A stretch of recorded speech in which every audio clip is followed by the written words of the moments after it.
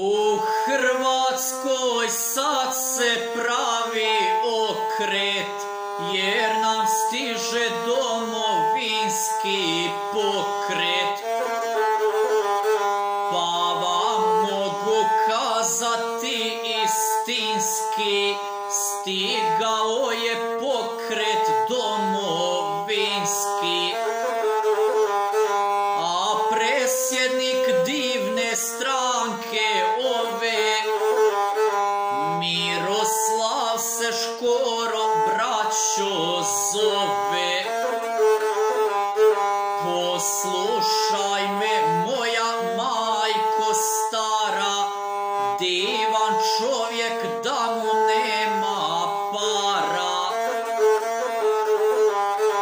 Domovinski pokret sada zove sve hrvatske svoje sokolove.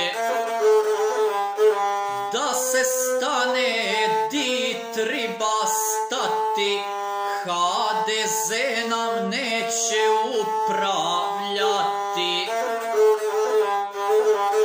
Miroslave, budi uvijek s nama,